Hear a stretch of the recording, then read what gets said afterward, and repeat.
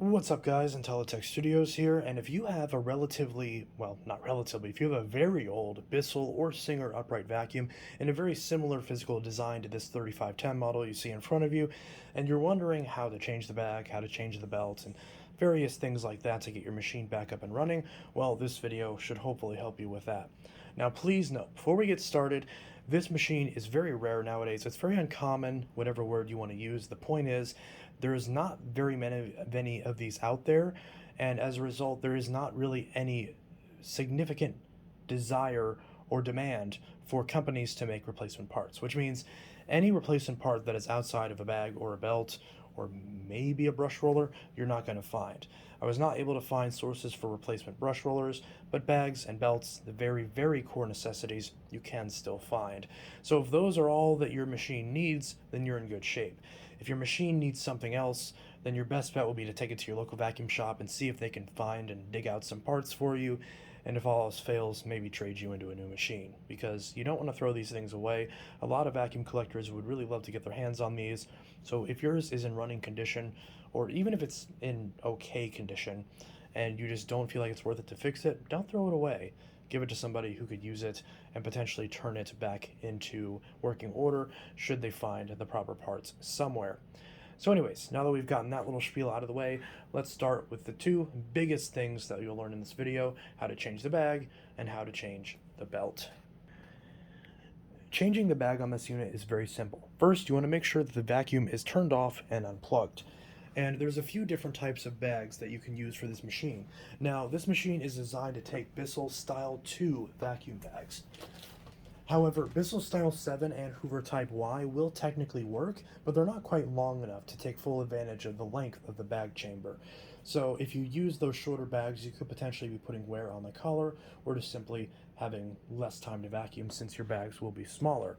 In a pinch, if you can't find Bissell Style 2 bags, since they're relatively uncommon nowadays, Hoover Type A will work. There's a lot more Hoover Elite machines that use Type A bags that were sold than these, so these are popular enough to where you can still find Hoover Type A bags in many different places.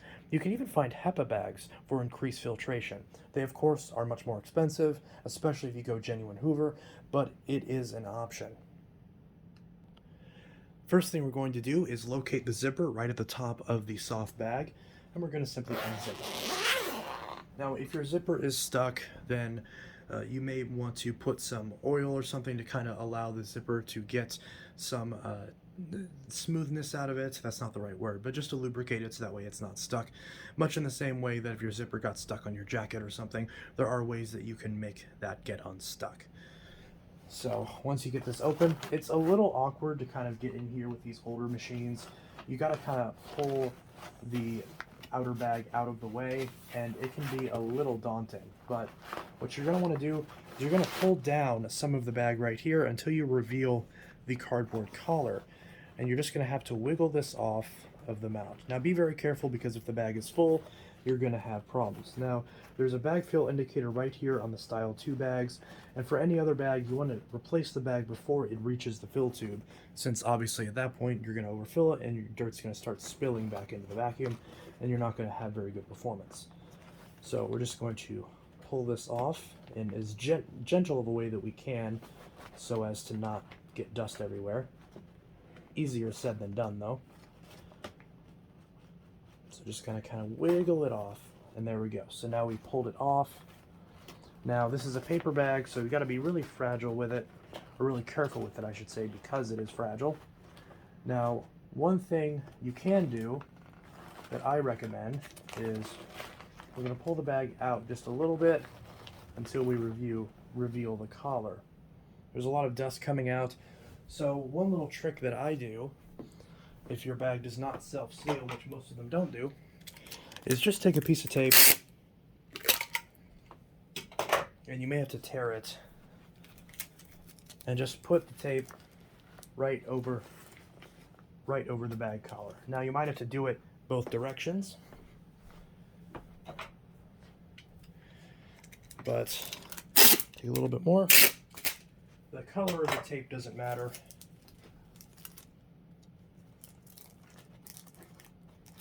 There we go. And now we can pull this out of here. Again, this is really tricky. You're going to want to be careful with this. But we're just going to pull more of this bag out.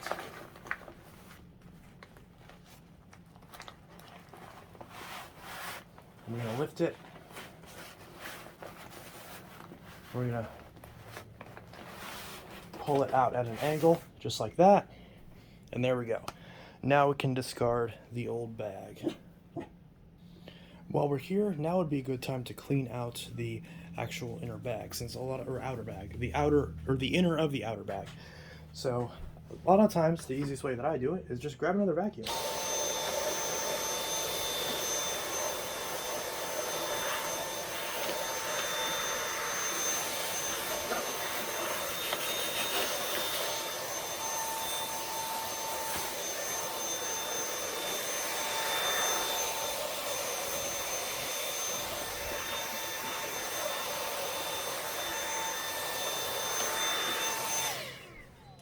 There we go.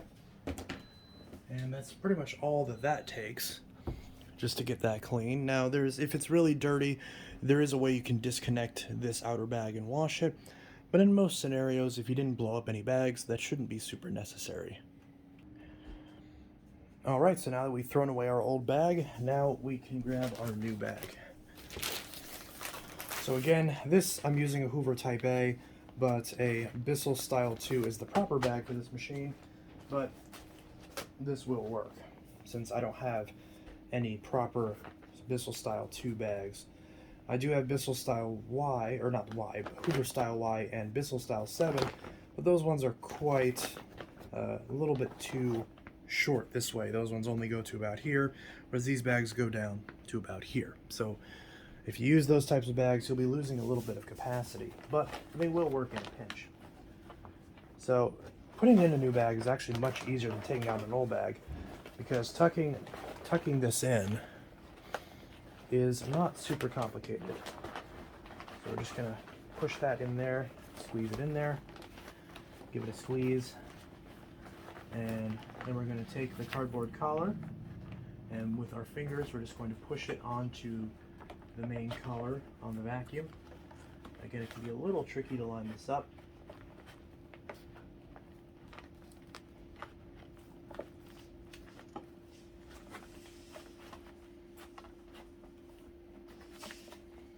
Okay, so we're just going to push it on both sides. Try not to actually separate the paper from the collar, because then your bag will have issues.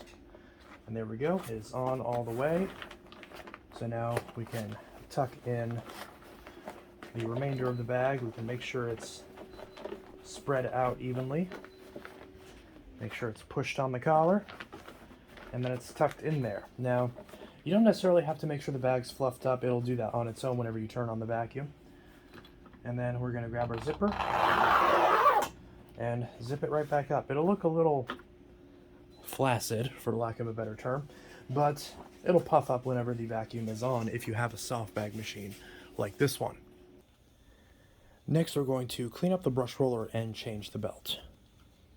So the first thing we want to do is we want to press the pedal release, which is right here on this machine, and flip the machine over so that way we can expose the bottom portion of the vacuum. So, like I mentioned earlier, we will need Bissell Style 2 belts. So, to take off this bottom plate, we've got two little tabs right here. So we're just going to push this one out of the way. So basically, there's a tab right here that we're pushing this way to release it from holding on this side. There we go. And we're going to do the same on this side. There we go. And there's a little pull tab right here that sometimes you have to grab and wiggle, which I had to do the first time to get this off, but now that I've done it a couple times, it's kind of broken loose a bit. Not broken, but it's gotten loose, which is what we want. And now we can pull, we can lever this off just like that.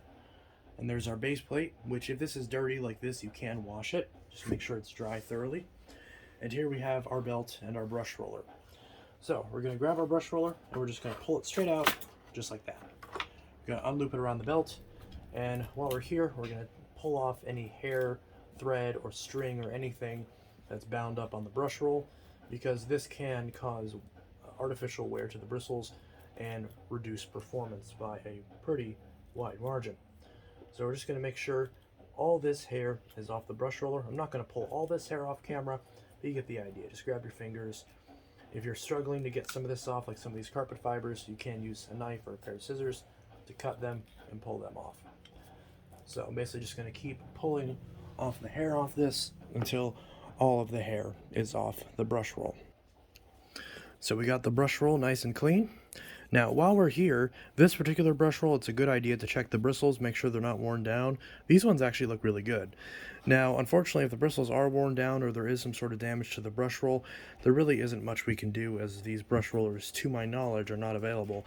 I'll look and I'll try to find replacement brush rolls and link them in the description, but don't hold your breath. I don't think I'm going to find much of anything. But one thing that's nice about these, as opposed to newer Bissell brush rolls, is that these brush rolls are easily serviceable. You can easily pop off both ends. You just pop them right off, and you have direct access to the bearings. So both these bearings, they're a little bit rusty, but they do spin okay. This particular one is a little squirrely. So that one, I'm going to see if I have replacements. If not, the person that's buying this had said they had bearings. At least I think they did. So this one is just fine. This one probably could be changed. And to be fair, if I was changing one, I would just change them both anyways. So I'll look and see if I have some of these bearings, or if I can find what type it says they are. They're very rusted, so it's kind of hard to tell what they say. But you can repack these bearings with new grease, or you can just change them outright. I usually elect to just change them outright. They're cheap enough usually, depending on the type of bearing. So you want to make sure the brush roll spins. This one, it's not perfect. It's supposed to spin freely. This one it's not seized, but it's not really free either. It's kind of just there. And I just dropped it on all the hair I was cleaning off, so I gotta pull that off again. So yeah, it's not perfect, but it'll have to do for now. At some point off camera, I'll look and see if I can't replace these bearings. But again, if you want to do that, you pull off the end. You just have to pull it. You can get a flat tip screwdriver, put it in there, and just kind of lever out the bearing. You got to be careful so you don't damage this wood. But you can lever it out with a flat tip screwdriver, or if you have an actual bearing puller, that may work if you have enough clearance. But usually this is the kind of thing where you change the brush roll as a whole assembly, but again, these aren't available anymore, so you got to make do with what you have.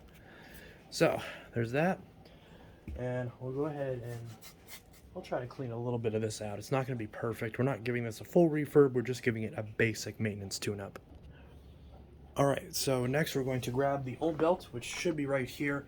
It might be broken off, but in this case it's just stretched out. There's a little motor spindle that we're just going to pull it right off of. There's a little metal pulley in there. You might have to shine a light on it to see it, but it is in there. In fact, if I take a light, I might be able to make this more visible. Let's see. And I'll put this flashlight on the max setting so you can see. If you see this little metal pulley right there, it might be hard to see. You can just barely see it right there poking out underneath. A little metal pulley right there. That's what we want. So we're going to take our, if I can turn off this flashlight, if this phone can stop being stupid. That's the Bluetooth. Ah, okay. So we can take our new belt,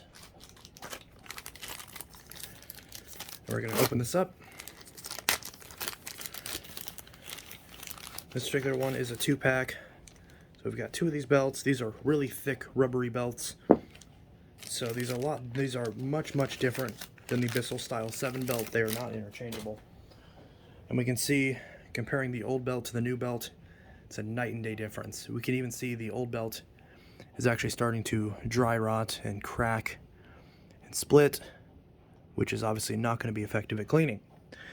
And this one is actually a very old belt, so we can kind of see the markings right there. 5287, 7100, 600, GNC 0397. I don't know what that means. Probably the wrong belt. We're going to take our new belt. We're going to pinch it. So there's this little bit right here. And we're just going to push it in, and we're just going to try our best to squeeze it over the motor shaft, which is actually rather simple on this. Changing the belt on this is much more simple than a Hoover Elite because this belt is very thick, so it's very easy to get it over that motor shaft. So we can see we've got it. And now we're just going to grab our brush roll. We're going to loop it through just like that. And then this particular end cap is notched, so we want the flat side facing down. Of course, we're going to end up yanking the whole machine.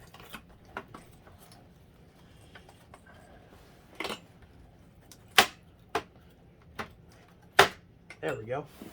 Pinched myself a bit, but I was able to get that in there. And now we're going to take the same thing on the other side. It's also notched on this side. We're going to push that in. We're going to make sure both sides are down.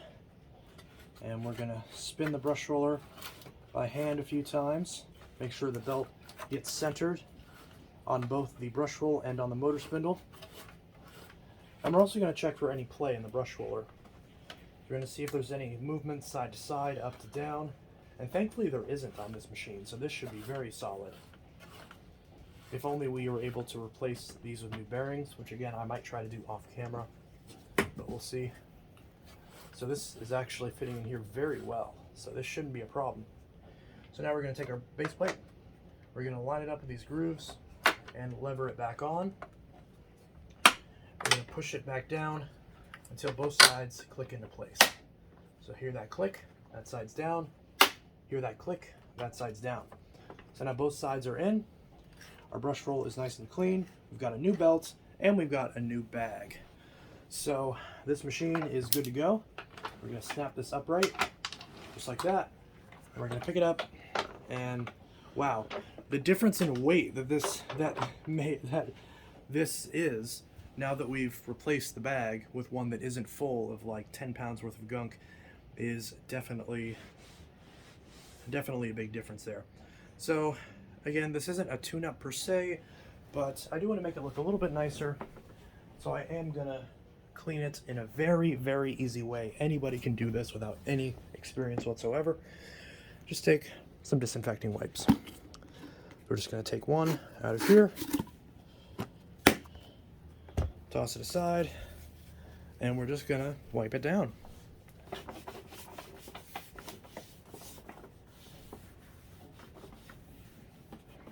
It's not going to look perfect, but it might look a little bit better than when we started. Again, you can get a Q-tip and get some isopropyl and get in all these cracks and crevices if you want to or if you care to. But at least this means any of the parts that you touch won't have dust and dirt on them, at least in theory.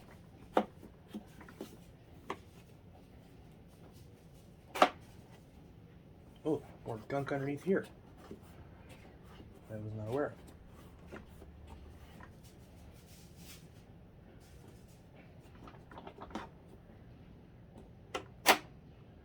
And same thing over here. More gunk underneath here. That will clean out as well.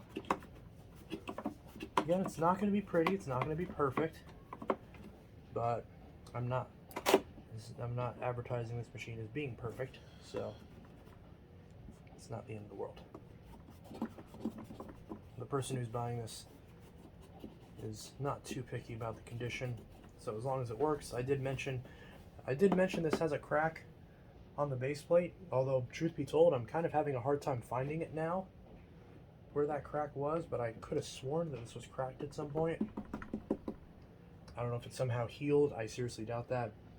So the base plate should be cracked. I just, for some reason, I'm struggling to find the crack right now, but I'm sure it's there. So we're just wiping it off, wiping down the bumper. Just make sure the bumper's nice and clean, since that does often run into furniture and whatnot. And there is also a way to get off these paint marks. So I will try that real quick, getting off these paint marks. So a little trick to get white paint marks. You see those white scuffs that look like they're paint marks? They look like they're scratches, but they're actually paint marks. Get yourself a little bit of a scrubby sponge, squeeze out all the excess moisture, but make sure that it still has been moistened at some point so it's not like dry. And we're just going to put some 91% isopropyl on it, and we're just going to scrub it. Now, there's probably an easier way to do this, but I'm just going to give it a good scrubbing. So I start off with the soft side, because that will get most of it, but sometimes if it's a really deep scratch, you'll have to use the abrasive side, the rougher side of the sponge. But start off with the soft side, if you so choose. And then after I've tried that, I'll usually take, come on, open. I'll usually take the abrasive side, put some 91% on it, and scrub it. The corners are always the hardest because trying to get the leverage to clean them, not quite as easy. And sometimes the actual paint marks will spread and it'll look like you're smearing the finish. At that point, just wipe it off a few times and it will go away.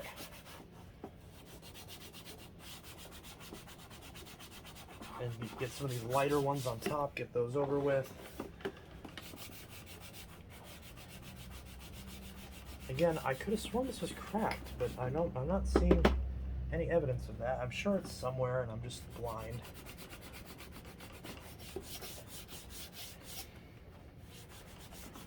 It's not going to be perfect, so keep that in mind, but it's not made to be. Just trying to make a little bit of improvement so this thing looks a little bit more presentable and a little bit more photogenic.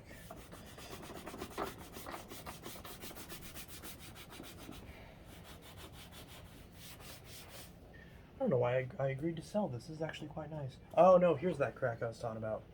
Yep, never mind. Yeah, so I can see the crack right there on the front of the hood. So yeah, I just answered my own question. That's why I decided to sell it, because I do not trust myself with that crack. Even though I'm currently manhandling it right now and it's handling it just fine. So whatever. My loss is your gain.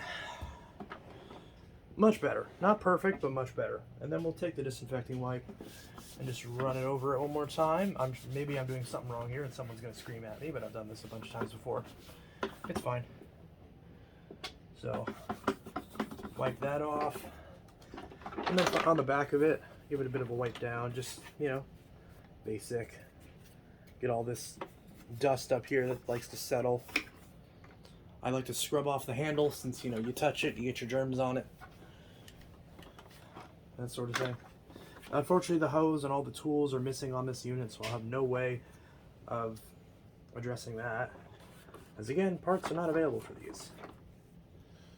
But hey, at least it now looks much better. So, that is that. That is the full rudimentary restoration of, that's got a nice ring to it, the rudimentary restoration of the Bissell bagged upright. This is model 3510-something, and this will soon be going to Arbach Lover 619, 219, I forgot the numbers, but either way, Arbach Lover will be getting this machine very soon. I'll likely be shipping out to him on Monday, and he should probably get it by, I forgot where he lives, so maybe like, I don't know, Friday, who knows.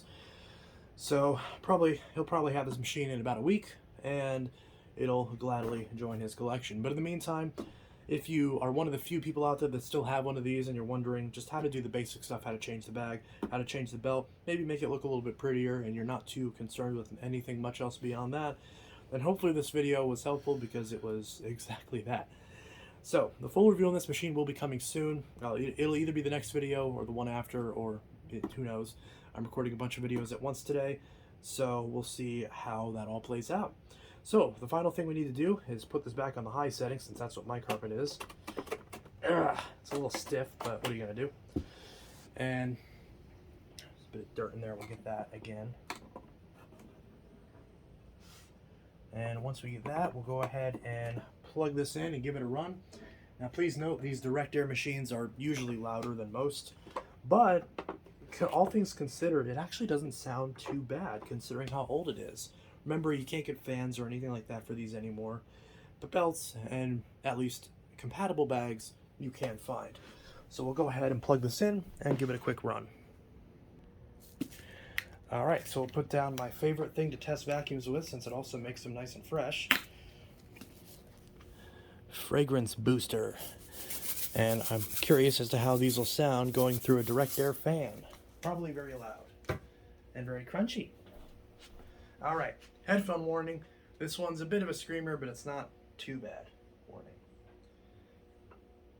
Are you prepared?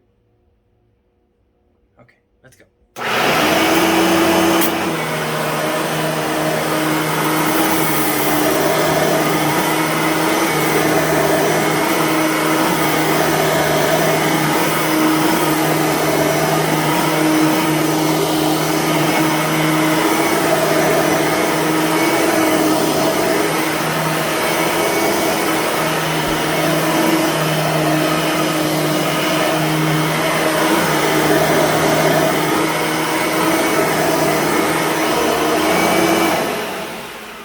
So, one interesting thing that I forgot about is that with these direct air machines, is that they're actually much quieter when the bag is full, because the full bag acts as a form of sound dampening.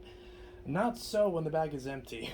When you first use this thing with an empty bag, it is a screamer. Oh, ears are ringing a little bit. But hey, yeah, that's how vacuums used to be.